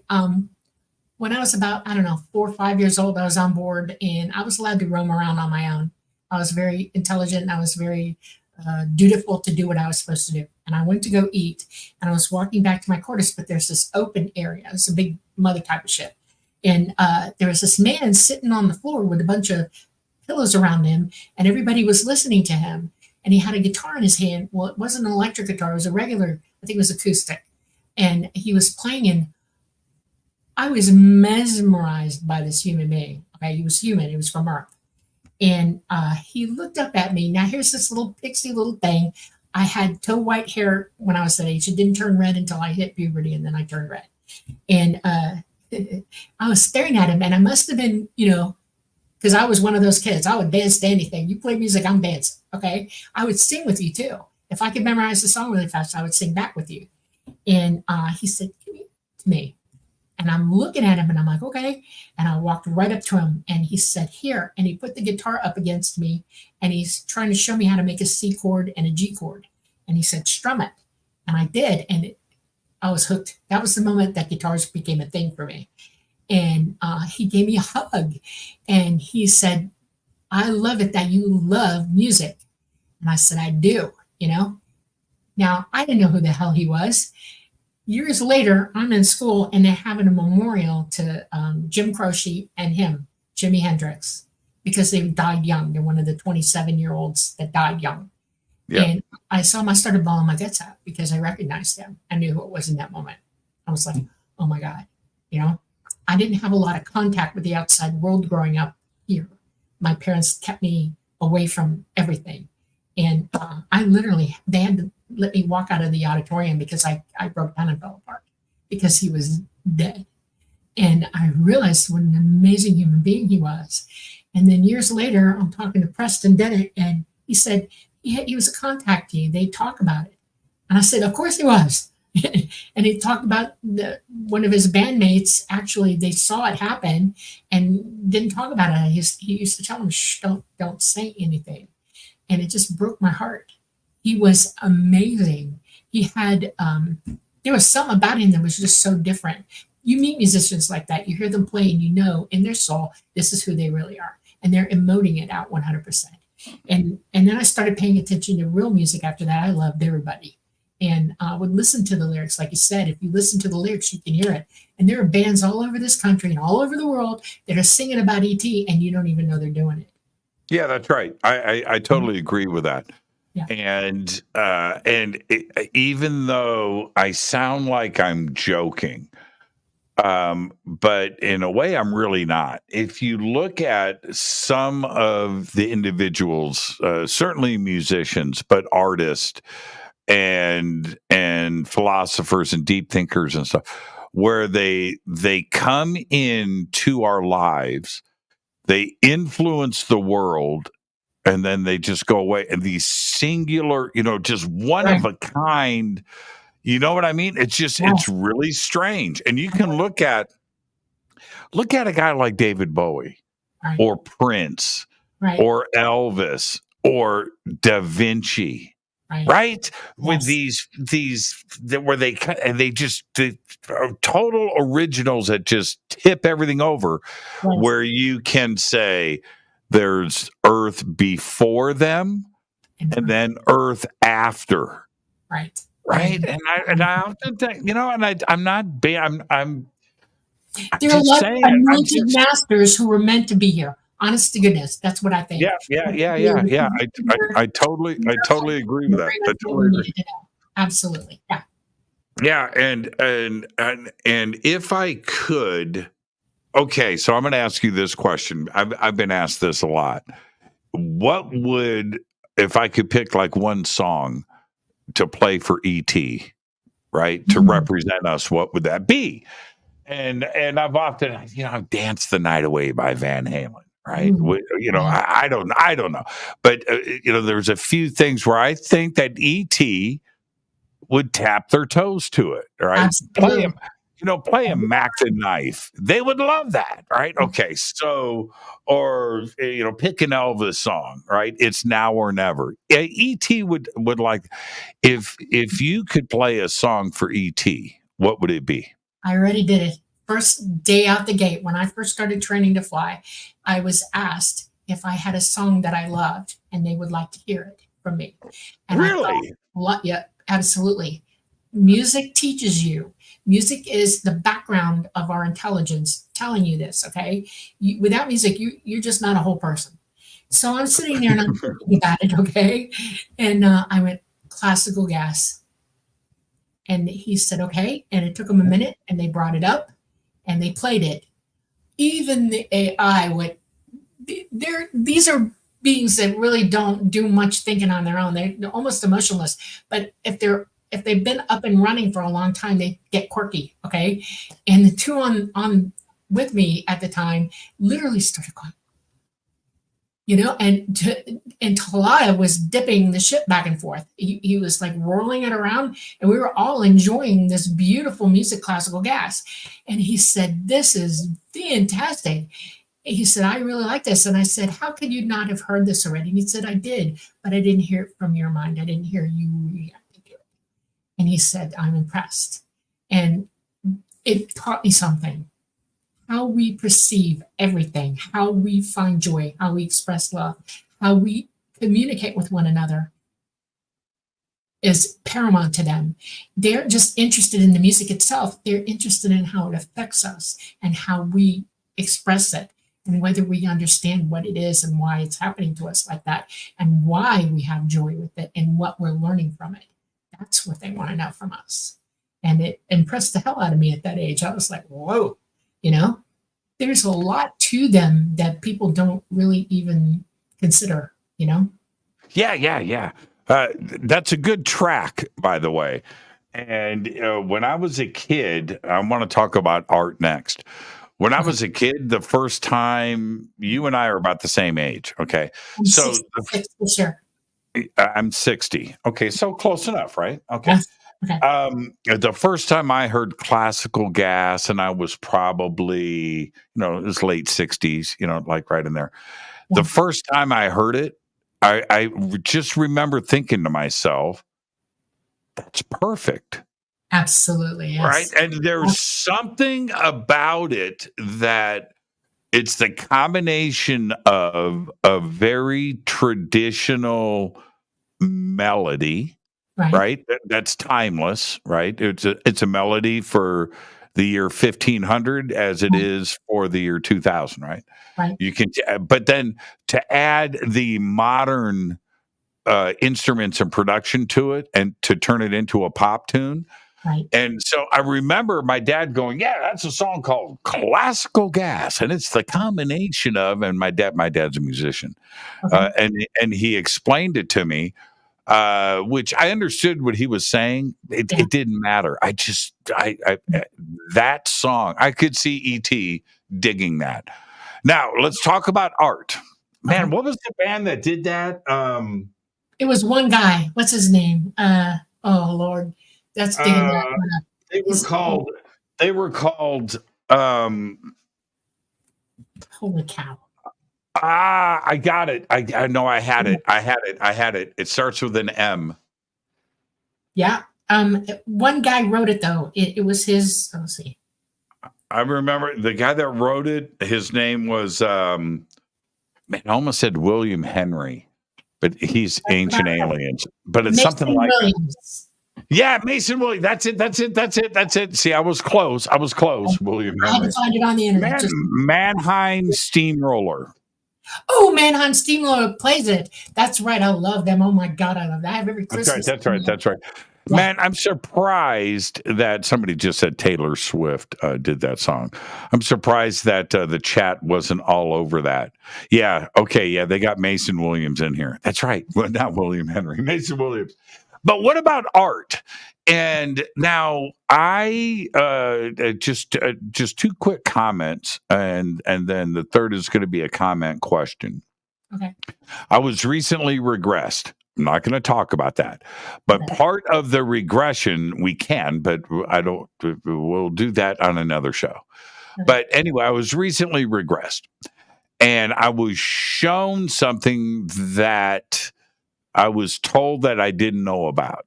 It was an event. I was taken aboard a ship. Okay. Now it's on my TV show. It's aired. You can go watch Into the Vortex, Sarah Bressman Cosme, and go and check it out. And if you want to learn more, but anyway, two things about that. I was on the ship for 5 seconds. That's it. I looked around the room, saw what was going on. I'm back on the ground. Okay. So that's it. So there, but they were speaking English. Mm-hmm. I was watching their mouths move. Or one I listened to and saw him talking. That not all of them, but one, and I could see the side of his head, his face, and I could see his mouth moving, and I could hear what he's saying. and I said to myself, and again, it's just 5 seconds, very brief, but I was like, holy crap, speaking English, right? So there was that. I tripped. But here's the other thing. I didn't see anything aesthetically pleasing. Right. It was weird. And Yeah. and so I'm thinking to myself, like you walk into my house or anybody's house, it's decorated. You may like it or not, but at least you're looking at you're not going to have nothing you want. And if you are in these ships or in these spaces, and hallways like a hotel, whatever, there's pictures on the wall or there's things that make it aesthetically pleasing to the eye. Mhm. What about your experience with ET? Were there paintings? Was there artwork? In their Were there planets, their structures? worlds, yes. But the craft is a working, living being, and it's all work for them when they're with us. They have the craft itself can enlarge itself or make itself smaller. It's rayed with light cells inside and out, so it's like a cuttlefish. It can make you see or do anything. And if the craft feels like showing you an ocean or a background of an ocean inside on a wall, it can bring that up. Anything it's feeling, it can show you colors moving. If it's in a good mood that day, and it wants to sing or whatever, the craft will actually sing and show you a light show. On the outside, they're capable of camouflaging in real time up against, like if they're in the sky, you won't see them there because they're mimicking the sky like a cuttlefish or a tree even. Strangely, mountains, everything, they can disappear from your view in the daytime. At night, it's a little bit more difficult. They go very dark and they will only show you parts of the outside of their body. And they show you different light arrays and things like that. Art is very important to them, but it's on their own homeworlds. When they're with us and their craft are with us, they are all about busy work. Now, here's the thing they will do though, and this is funny. If you come on board and you're having a bad time and you're sitting there freaking out and they want you to be comfortable, they will give you something to sit on, or they will make a living room for you to make you comfortable. They'll even put a picture in the wall. Talada will show, he'll pick your mind and he'll see that you've got something you love and he'll put it up for you to look at. And the entire time you're on board, that's what you see. Preston's got lots of stories about that. People come on, I swear they had a living room. It looked like mine, Yep, they did, because the being read your mind and it gave it to you. It can alter its body insides out. Everything is malleable and movable for them. They can bring a table up from the floor. It's making the table in front of you. And then they drop it back down. When they're not working with anybody, it's very stark, very, very empty. Bob Lazar said this. He cracked me up. He said, there's nothing. How the hell are they driving around with this thing? It doesn't make sense. It's because it's all psychic and they don't need all of that type of technology there. That reminds me of, in a strange way, in the ending of 2001, A Space Odyssey. Yeah. What happens, right? Yeah. What happens to Frank? He's evolving. He's becoming. He's going past life into his next evolution. Okay, but they have a hotel room for him. Right, with the French chairs and the bed and the desk, and it's a familiar environment. That's right. That's exactly right. They do that. Orbiting Jupiter, right? Right. But and I when I was younger, it confused me. Now it makes perfect sense. Yeah. And then you have a situation like and I watched it again last night. I'm so addicted to the movie. I just can't watch it enough. Is the movie Arrival. And it's such a profound movie. But what's really interesting with that giant ship and everything, when they enter it and they're going up and they balance out the gravity and they're going through that tunnel and they come out there's nothing on the walls. Right? There's nothing. There's nothing there. When she goes on the other side of the glass into their world, right, where they live, it's just full of gas.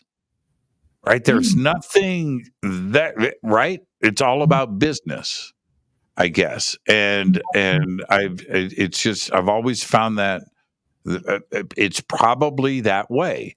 Yeah. I don't know. I haven't been on the ISS, but if you look at a Navy ship or a military, something that's a company car, well, it's a company car. That's not your car, Yeah. right? Most people, you see Humvees, right? And they're very posh on the inside and everything. I guarantee you in the military, they're gutted. You got 2 seats and a stick, and a half a console with a couple of dials on it. That's it. And in overseas, they had to armor them, and they weren't armored when they went. They had to bring the armor in and armor them there because they were getting killed in them. So they needed to armor them. Everything in the military, like they have double discs. You get in, it's a seat, wires, stick shift, and a column, a couple of gauges, a mirror or 2 here and there, and that's it. That's all you get. It's not comfy at all. It's very sharp, very, very. I bet they have cup holders, though. I bet they have cup holders. No, you have to make your own. Honest to God, you have to make your own. Yeah, probably. Yeah. I'm just cracking a joke, but you're so focused.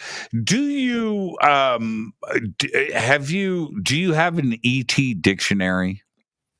I have a book, and it is very interesting to me. It was given to me as a child, and when I got it, it was only about that thick, and it's about this big, Who gave it to you? ET. They said from a place other than them. And then I finally realized when I was older where the hell it came from. The cover of it is sapphire. And it's beautiful. It's a real sapphire on the cover of this thing. And when you open it, the pages aren't like what we see. They're light, and they light up with whatever lessons are in it for me for that week or whatever. And as I've gotten older, the book has gained because I won't let go of certain knowledge that I want to go back and look at again. It's sort of like when you're going to fly, you have a checklist and stuff like that. Well, I have a whole section in that book that if I haven't flown in a while, I'll go back over my checklist and put myself in that mind frame. It's very complicated, and it takes everything I've got to be on point for that. One of the reasons that there's not a lot going on in those ships aesthetically is because you need to focus. Absolutely. I mean, I'm all about what I'm doing when I'm there. As I got older, I found out that this book can do things that I tried to take it home once. I tried to leave with it. And I got halfway down in the book, right out of my hands, disappeared. And when I went back up the next week, I was admonished and said, I won't have my book now for a month. It was my time to think about what I'd done. And basically that book in the hands of somebody on this planet would have been bad news for everybody. Okay. They would have weaponized all the information in it if they could decipher it. And it was just not allowed.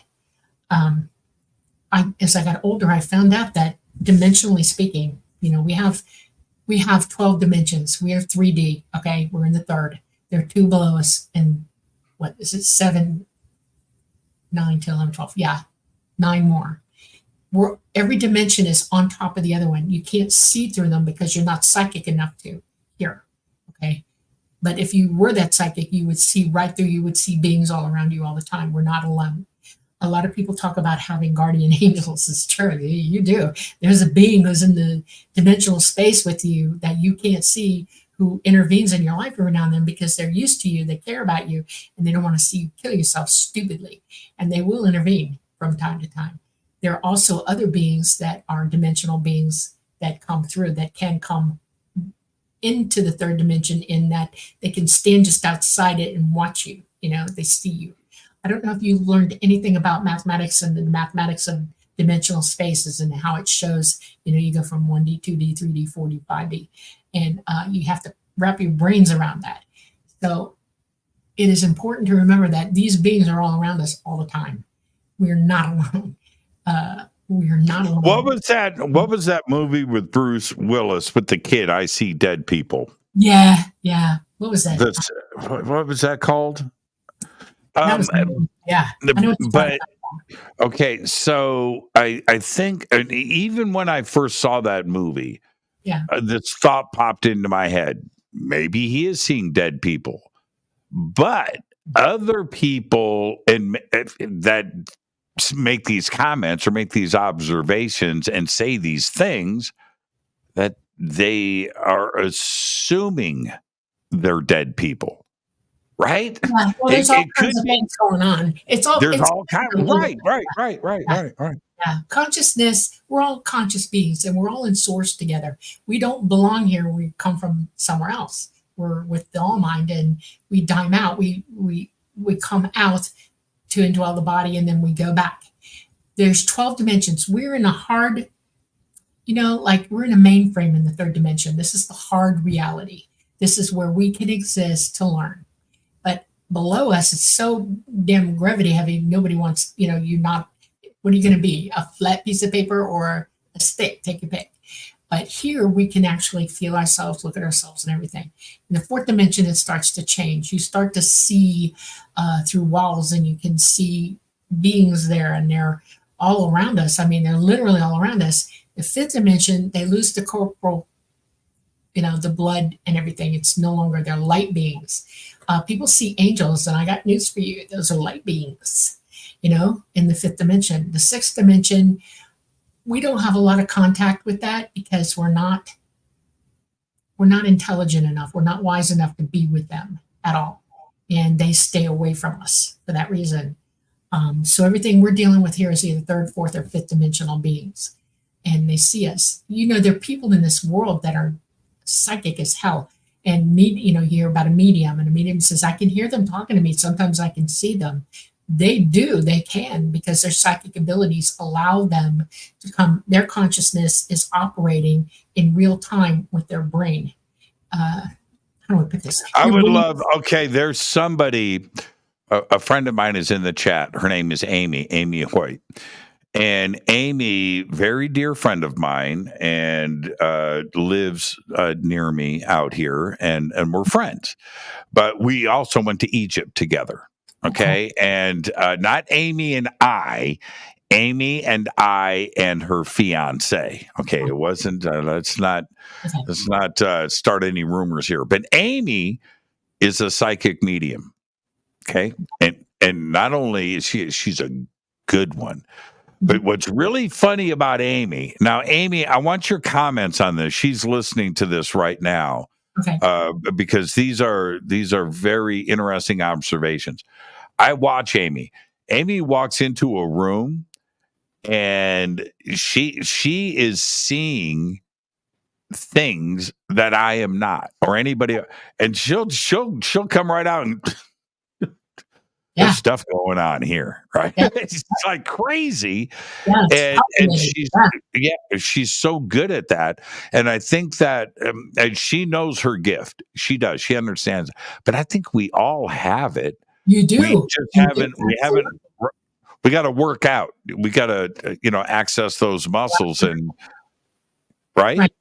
Amy, I will say this. Amy is good at something that most people aren't. Most mediums will identify with this instantly. A medium can stop the brain from thinking itself. In other words, internalizing your own thoughts. You can shut up long enough to hear and see what's going on around you. And mediums can focus into that very rapidly. They're almost born doing it. It's like, and they're not having their own thoughts. They're letting what they're seeing come into them. That's how you can hear somebody on the other side talking to you, because you're not interrupting them with what you think. And I'll give you an example of that. We can have a conversation, and while I'm talking to you, you still got an inner conversation going on in here overlaying it. That's why we don't always understand anybody, because you're interpreting what I'm saying from your own thoughts. Right. Mediums don't do that. They listen. They're very good at focusing into that and listening. That is a gift that they have. It is a psychic muscle that they're exercising, and they're born that way. Psychic ability sometimes comes in right at birth. You're just born that way, and nobody's told you not to use it. Some people are lucky enough to be in families where the gifts are appreciated and cultivated and enjoyed amongst the family members. It's important. Well, it's so true. It's so true. I've said to Amy, directly, messing around because we're friends, but I've said to her, I said, man, your head's got to be a crowded room. I mean, how do you do? And she's okay. So here she is here. Let me see. She says, agreed, totally agreed. The quieter you are, the more that you can listen. And she's again, right. She's right about that. And you and I were talking earlier about being honest and authentic and telling the truth, right? So last night we were with a group of friends, and Amy was there, and Romeo was there, and I'm just a loudmouth. I'm just a loudmouth dude. I say the wrong things at the wrong time. It's what I do, right? I make a living at it, actually. But I said last night to Romeo, I go, dude, what's it like always having to tell the truth? Because I mean, and he goes, well, first off, I'm going to always be honest. I said, yeah, but you cannot not be what right? You can't, what's that like? You can't ever get caught. She knows, right? She knows. That's how I am too. ET, when I was younger, they have a way of dealing with that, okay? Because we all, when we're young, we all gonna push the boundaries on everything, and we're gonna try stuff to see how far we can go. We're exercising us. And if I crossed the line or I did something I wasn't supposed to do, they would go dead silent on me and just like look at me. And first time it happened to me, I was like, what's going on? I don't understand. And Mama, my liaison, said, you have just made a mistake, and I need you to figure out what you just did. When did we stop talking to you? When did we realize that you'd done something? What did you say? What did you feel? How did you okay. Right. It took me a day to figure it out. And when I did, I was like, oh my God, I can't lie to them. This is real. I just got caught. And it was stupid of me to even try. I was so embarrassed. I was so contrite. I was mortified, okay, to think that I was dumb enough to do something like that.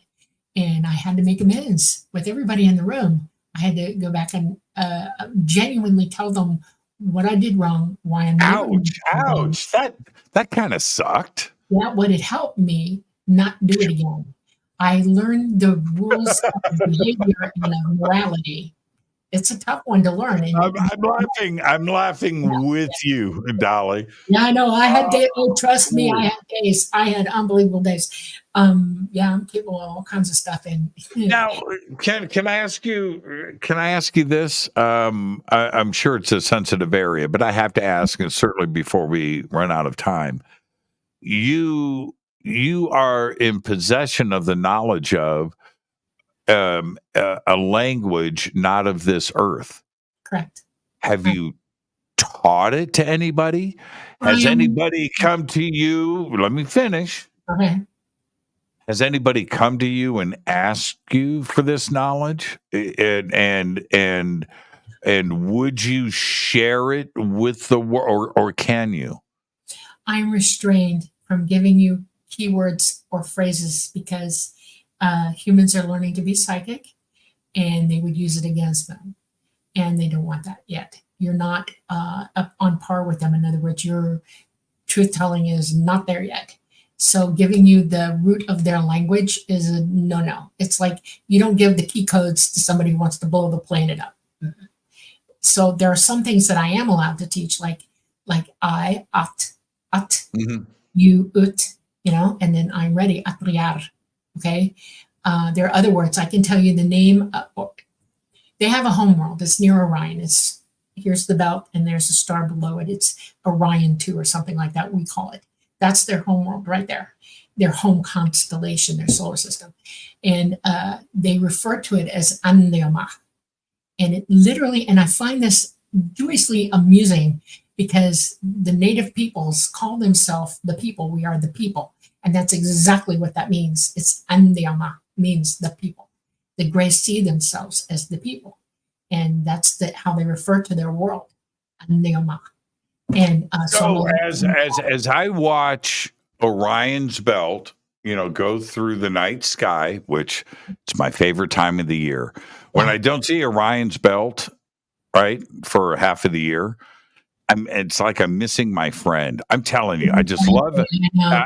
I love being able to look up at and just see it there. But anyway, so you're saying as it's passing across through the sky, right? There's and it's going like this. It's this one. Which one are you showing me? You showing me the lowest. Here's the three biggest stars. Okay, and there's a lot of other stars in there, but they're the brightest stars. And then just below the third on the right, going down, is another bright star, and that is the solar system for where they're from. So it's the fourth one in the belt. Okay, all right. I'm gonna look. So that's their home world. Yeah, they got stuff happening right now. I want you to think about this. Most people are watching it on YouTube right now. You know, Betelgeuse is about to blow. It is going to become a red dwarf. And it is in the last throes of its life. It is now becoming darker and darker and darker. It's about to use up all its fuel. It's going to shrink into nothingness, and then you're going to see a huge bright explosion in the sky. We will see it really, really well, and then it will become a red dwarf. And this is happening in our lifetime, real time, right now. It did happen years ago, but the energy is coming at us from it. Now, we're not going to be affected by it. And I used to worry, well, what about Enema? Relatively speaking, they're the same distance from it as we are in a different sector away. Okay, so they're seeing it at the same time we are, and they're all agog about it. There are some worlds that are inhabited that are in the path of that blast, and they are moving people like crazy. They have been for the last 4 years. They better be. Yeah. In 2019, the whole planet went dark. It had a micronova. Okay, they won't admit that, but it was a micronova. I got to watch it. And my brother and I watched it together. We had a huge telescope, and we were in St. Augustine, Florida, and we watched it from there. And I was like, oh no, this is bad, because this wasn't a normal micronova. It looked funny to me, and I was told later that, oh no, this is bad. We have stuff happening. So yeah, they're attending to that right now. They're trying to get people out of the way. Yeah, I've been looking at. There's a lot of talk about the instability of Betelgeuse right now. It's imminently going to happen. We're talking maybe it's less than a month. You can't really say when a star's going to go, but I'm watching it every day, and I'm seeing it dark, and it's congealed to the point where it's lost it has no mass whatsoever, and you see it undulating in there, and you see giant holes in it now. That lets me know that it's doggone close. It's going to happen. I wonder how far. Let's see. Hold on. Okay, I've got 1 minute. Betelgeuse. It's with the G, right? G-U, beetle. Yes. I got it. Distance from Earth. Got it. It is 700 light years away. That's pretty damn close. Yep. That's close. That's close. Yeah, it's not aiming at us. In other words, ascension and declination in the sky. You got to think 3D through this one, okay?